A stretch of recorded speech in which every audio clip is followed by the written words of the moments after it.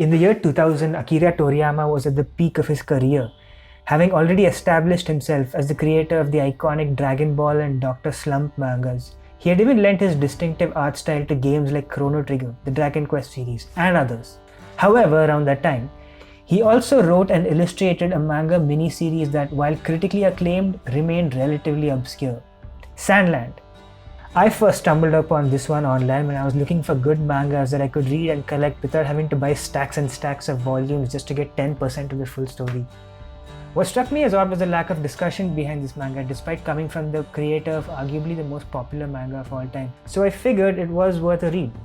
Set in a dry post-apocalyptic desert world where water is a rare commodity that's only available through an apathetic, tyrannical king's expensive ration sources, Sandland follows General Rao, a former officer of the king's army, Beelzebub, the son of the devil, yes, that devil, and his lackey, a fellow demon named Thief, as the three of them travel the land to find a new source of water.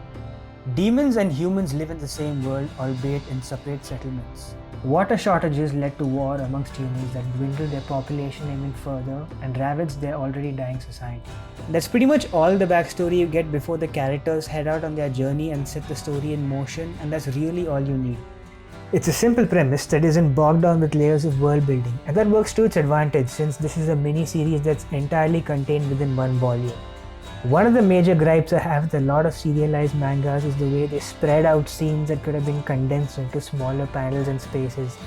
The spatial freedom that a serialized story affords a mangaka can often lead to the artwork and story being unnecessarily extended into way more volumes than they need. Restrictions breed creativity, and Toriyama's masterful economic storytelling to get around the chapter limit is on full display here.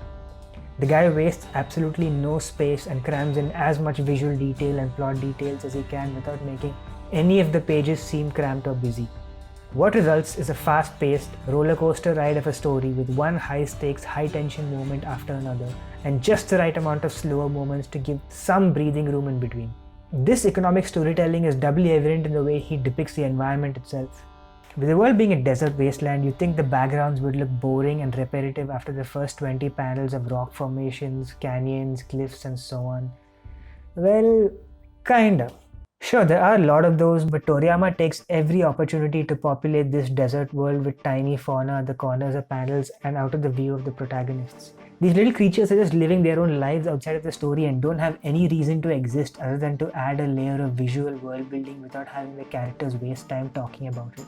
Such throwaway details are essential to the sense of atmosphere and give a sense of life to the world in the most subtle yet effective way possible. I mean, look at this scene here. While the protagonists are talking, you see this little tortoise across multiple panels slowly crawling from one end of the scene to the other. It doesn't drive the plot forward in any way or add to what the characters are saying, but it does give a sense of a larger world that's thriving with life just underneath its seemingly barren surface, and I love it. And while we're on the subject of the surface, let's talk about the characters. I don't want to give too much away here because it's a very short story and I feel like any detail could be counted as a spoiler, so I'll just say that the characters serve their purposes well enough. Beelzebub and Thief don't really have any internal conflict and aren't as compelling as characters. Apart from finding water for their own demon settlement, they don't seem to have much of a purpose beyond helping out General Rao, who is the closest of the three of them to being considered a protagonist. He is the one with the most character depth and internal turmoil. He's also the only one with a backstory and is the reason the plot is even set into motion. I suppose my only real gripe with the story is that Beelzebub and Thief are pretty flat as characters, to the extent that even some of the tertiary human characters have more depth than them. Which brings me to our next talking point, the character designs. Now this should go without saying, but I'm going to reiterate this anyway. Akira Toriyama is a legend in character design, whether it's games, manga, or even anime. The guy's designs are instantly recognizable as his own because of his distinct visual cues, while still being memorable and unique from one another. Some people like to claim that his characters have a bad case of same face, but I think that's an opinion that can only come from someone who has no idea of the difference between drawing the same face and having a unique style that an artist develops over decades of honing their skill.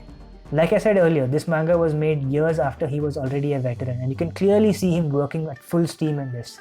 Each character is unique in their appearance and somehow fits into a larger visual language, no matter how whimsical the design.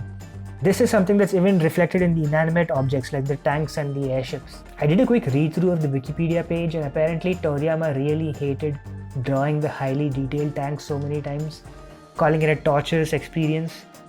I found it weird because the guy is no stranger to drawing a lot of vehicles. Hell, his Dragon Ball series was full of them. Nevertheless, they look absolutely beautiful in this too and are brimming with personality to the point where you can almost consider the tank that our main characters ride in as the unofficial fourth protagonist.